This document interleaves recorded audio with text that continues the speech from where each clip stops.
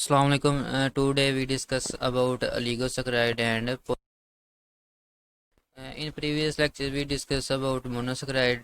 Uh, Today we discuss about oligosaccharide.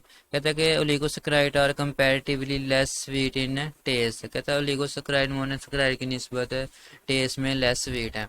उसके बाद कहता है they are also less soluble in water. कहता है हमने पढ़ा था कि मोनोसेक्राइड क्या होता है, वाटर में सोलबल होते हैं, लेकिन ओलिगोसेक्राइड वाटर में लेस सोलबल है।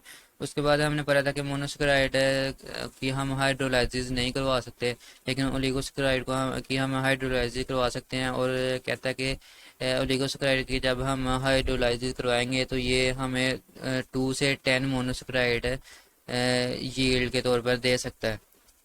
The one yielding two monosaccharide are called disaccharide. कहता है कि अगर किसी ओलिगोसेक्राइड की हम हाइड्रोलाइसिस करवाएं और वो हमें 2 मोनोसेक्राइड यील्ड में दे तो उसको हम किसका नाम देंगे, डाइसेक्राइड। और ऐसा ओलिगोसेक्राइड जो हमें 3 मोनोसेक्राइड यील्ड में देगा उसको हम ट्राइसेक्राइड एंड सो ऑन। अगर 4 देगा तो टेट्रा, अगर 5 देगा तो पेंटा, और इसी तरह ऑनवर्ड होगा।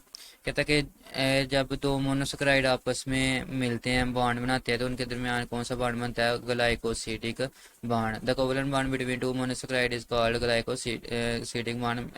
हमने पहले लेक्चर में भी पढ़ा था कि कार्बन और ऑक्सीजन के एसोसिएशन को हम किसका नाम देते हैं, ग्लाइकोसिडिक बॉन्ड का। उसके बाद ओलिगोसेक्राइड की एग्जांपल है, कहता है maltose, sucrose and lactose are examples of oligosaccharide. Lactose जो दूध में शुगर होती है उसमें प्रेजेंट होता है, और सक्रोज जो हम घरों में शुगर यूज़ करते हैं या गन्ना वगैरह होता है उसमें कौन सी शुगर होती है, ओलिगोसेक्राइड होते हैं।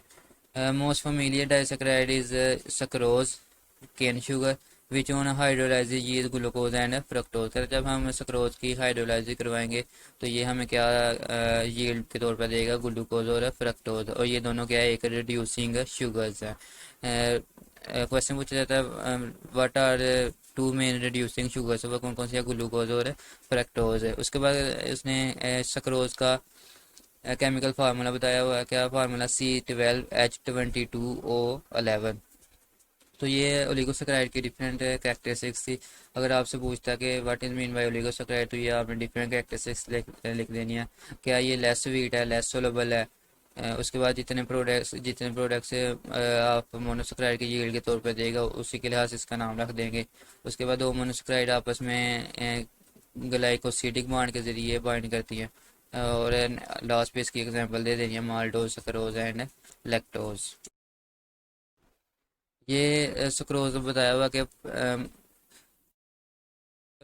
फ्रक्टोज आपस में ग्लाइकोसिडिक बॉन्ड बनाएंगे तो क्या बन जाएगा, सुक्रोज बन जाएगा। ये ग्लूकोज का फार्मूला दिया हुआ है, और ये फ्रक्टोज का। ग्लूकोज हमें पता है 6 कॉर्नर रिंग बनाती है, और फ्रक्टोज 5 कॉर्नर रिंग बनाती है। कहता है फ्रक्टोज में से हम सिर्फ हाइड्रोजन को लेंगे, और ग्लूकोज में से हम हाइड्रोक्सिल ग्रुप लेंगे, तो दोनों मिलकर क्या बना देंगे, वाटर का मालिक्यूल। वाटर का मालिक्यूल में क्या होता है, H2O। एक हाइड्रोजन ये और एक ये, 2 हाइड्रोजन और साथ में ऑक्सीजन, तो क्या रिलीज होगा, H2O। पीछे क्या बच गया, सिर्फ ऑक्सीजन, तो ये ऑक्सीजन है। कार्बन, ऑक्सीजन, कार्बन, इन इस एसोसिएशन को हम किसका नाम देते हैं, ग्लाइकोसिडिक बॉन्ड का। तो जब भी 2 मोनोसेक्राइड आपस में मिलेंगे वो किस बॉन्ड के जरिए मिलेंगे, with the help of glycosidic bond. कहते हैं ग्लूकोज और फ्रक्टोज का जब हम ग्लाइकोसिडिक बॉन्ड बनाएंगे तो ये हमें क्या देगा, सक्रोज देगा। सक्रोज का एक डाइसेक्राइड्स है। उसके बाद हम कार्बोहाइड्रेट की तीसरी टाइप पढ़ते हैं, पॉलीसेक्राइड। दो हमने पढ़ लिया, मोनोसेक्राइड, ओलिगोसेक्राइड, और तीसरी है पॉलीसेक्राइड। कहता है जब 10 से ज़्यादा मोनोसेक्राइड आपस में बाइंड करेंगे with the help of glycosidic bond तो क्या बनेगा, पॉलीसेक्राइड। सेक्राइड का हमने पीछे पढ़ा था, सेक्राइड का क्या मतलब होता है, शुगर्स, और पॉली मीन मैनी। जब बहुत सारे मोनोसेक्राइड आपस में मिल जाएंगे तो उसको हम किसका नाम देंगे, पॉलीसेक्राइड। कहता है they are usually branch and tasteless. कहता है ये ब्रांच होते हैं और टेस्टलेस होते हैं, इनका टेस्ट कोई नहीं होता। हम मोनोसेक्राइड में पढ़ा था कि वो स्वीट होते हैं, ओलिगोसेक्राइड में भी पढ़ा कि ये लेस स्वीट होते हैं, लेकिन पॉलीसेक्राइड क्या होते हैं, टेस्टलेस होते हैं। उसके बाद कहता है कि they are form by several monosaccharide units link by glycosidic bond. Polysaccharide कैसे बनते हैं? जब बहुत सारे मोनोसेकेराइड आपस में ग्लाइकोसिडिक बॉन्ड की मदद से बाइंड करेंगे तो क्या बन जाएगा? Polysaccharide. Polysaccharide have higher molecular weight and are only sparingly soluble in water. कहता है ये पानी के अंदर बहुत कम डिजॉल्व होते हैं। Some biologically important polysaccharides are starch, glycogen, cellulose, dextrin, agar, pectin and chitin। कहता है ये एग्जांपल दी हुई है पॉलीसेकेराइड की। इसमें तीन मेन एग्जांपल है, स्टार्च, ग्लाइकोजन और सेलुलोज। इनको हम वन बाय वन करके डिस्कस। पहली एग्जांपल है पॉलीसेकेराइड की स्टार्चेज। कहता है it is found in fruits, grain, seeds and tubers. ये मेनली प्लांट सेल में पाई जाती है starch.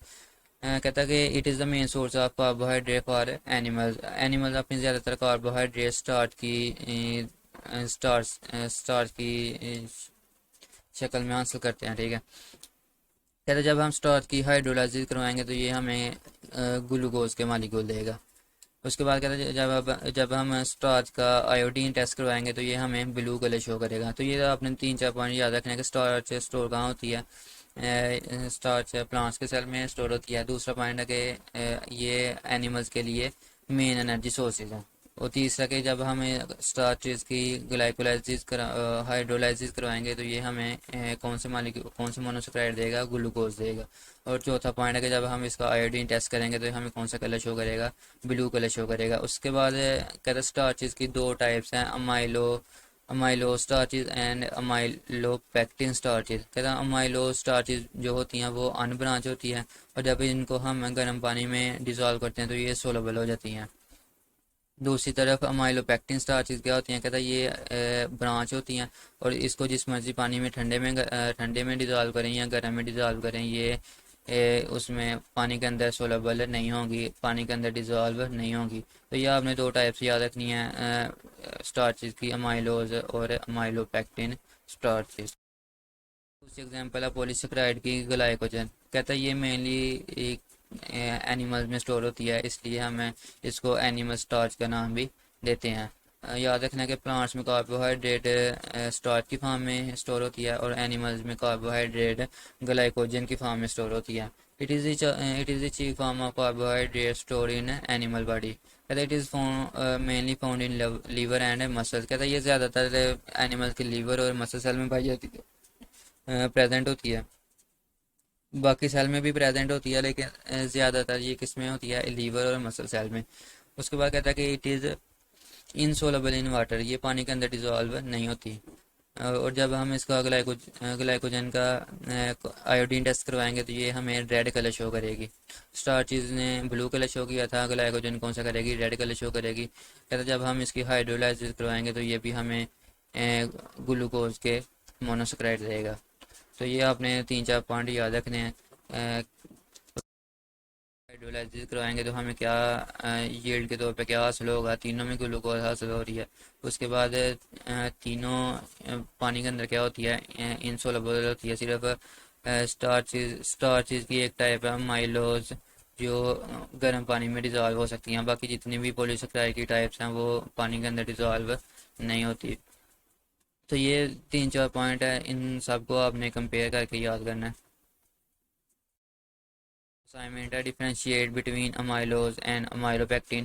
Name two reducing sugars. Also name two most common disaccharides. Compare monosaccharide with oligosaccharide. What are polysaccharide? Discuss starch and glycogen in details. So this is all about today lecture. Thank you.